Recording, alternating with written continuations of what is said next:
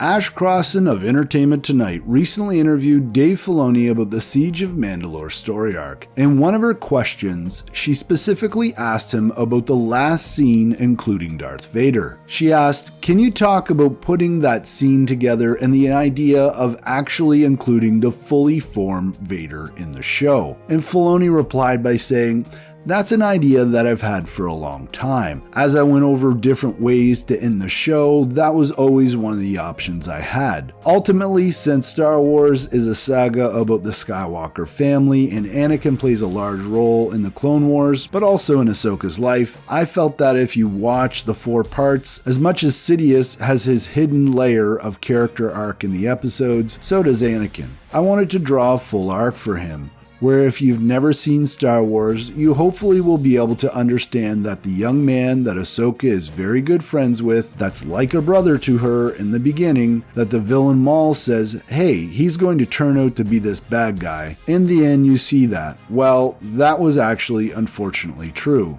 End quote. And that is why everyone is calling this a perfect ending. Because A, we all wanted to see Darth Vader at the end of this story arc, and B, Dave Filoni made it tie into this story so well because it completes Anakin's fall in this story arc. But Filoni said more on this, stating, "The through line is the lightsabers that he worked on for her. There's this symbolic arc of Anakin underneath that all. I mean, I know why I did that and what it means, but I don't like to explain things too much."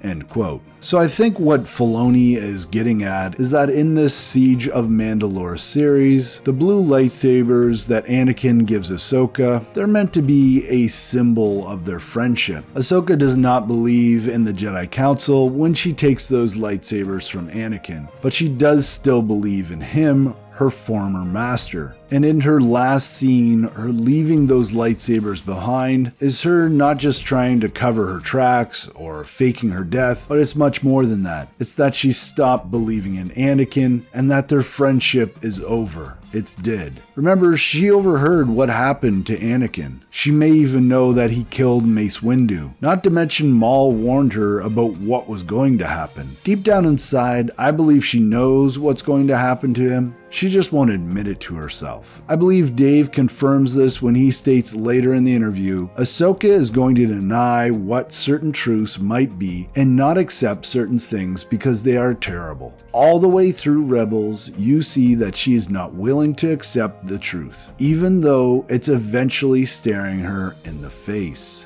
End quote. The key word Filoni uses here is deny. Ahsoka is in denial that her master could have become a Sith Lord. But despite this denial, again deep inside she knows the truth, and this is why she leaves behind the lightsaber. Think about the symbolism in that last scene with Ahsoka. Ahsoka is wearing black, the color which best represents death. She leaves the lightsaber at a burial for her fallen clones, and she reluctantly leaves that lightsaber behind. Like she doesn't want to admit that her friendship is dead, but deep down inside she knows. She knows that Anakin has turned to the dark side. There is also further support for this in the final scene with Vader. The owl or convery seen by Vader is also a symbol of death or wisdom, which works in both instances because it symbolizes again the death of Anakin and Ahsoka's friendship, but also the fact that Ahsoka has been wise enough to move on. Furthermore, when Vader visits the moon, it's covered in winter, the season most devoid of life and arguably the most related to death. Later in the interview, Filoni, I believe, supports this idea when he states, everything is bleached out, everything is pretty stark, everything's washed away color-wise, which is what George did at the end of Revenge of the Sith.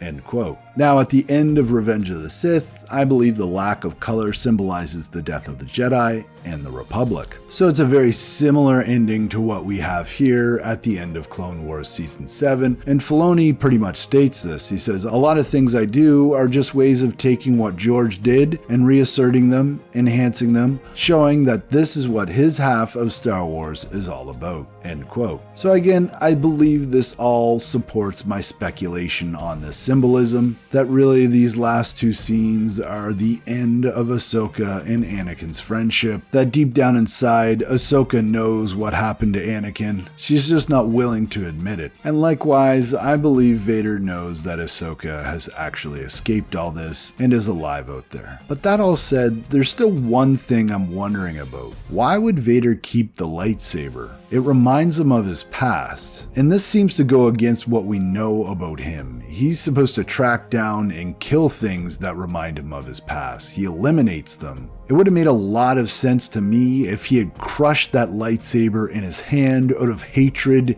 and anger. And really the only way I can justify the fact that he didn't is I suppose he has hope that he can track down Ahsoka and turn her to the dark side. Maybe he even tinkers with that lightsaber and turns it from a blue to red one, hoping that one day Ahsoka will join him and they will rule the galaxy together. But hey, Star Wars fans, that's just a bit of speculation on my part. Certainly nothing to take too seriously. Let me know what you think in the comments below. As always, I'm Mike. Thanks for watching, and may the Force be with you.